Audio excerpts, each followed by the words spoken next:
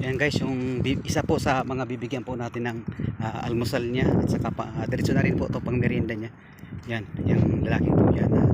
Isang nagbabantay po dito sa isang area na Sarja Beach Festival, kung saan po ito po yung mga palaruan ng mga bata. Yan, bago pa lang yan.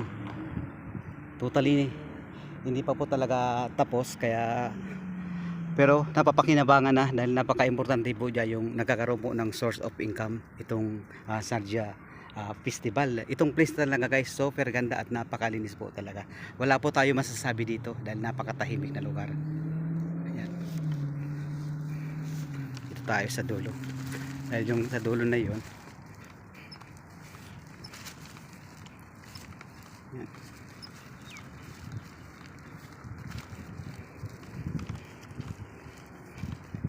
Yan siya.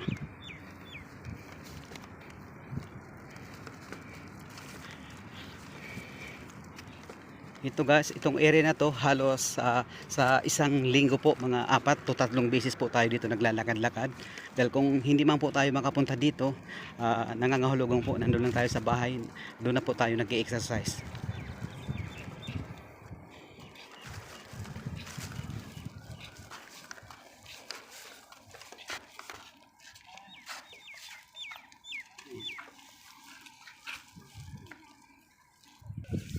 Yung guys, lalapitan na po natin siya para yun siya.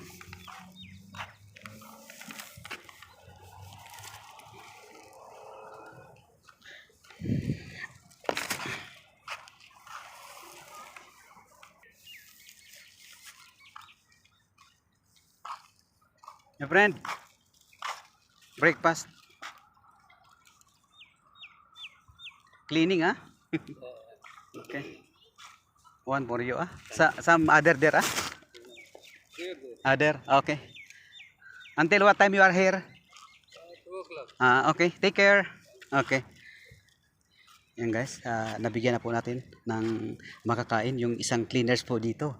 Yung cleaners po dito guys, yan, ngayon this time po bali halos wala pong katapusan yung paglilinis po nila dito dahil ang dami pong mga naglalakad-lakad dito, lalong-lalo na mamaya-maya po, mga after half hour or 1 hour, mas lalo pong padami ng padami po yung mga tao dito dahil nagkataon po holiday po dito ngayon sa Sarja. Yan, pupuntahan na po natin guys yung mga dito sa area na to, yung mga iba pong mga cleaners.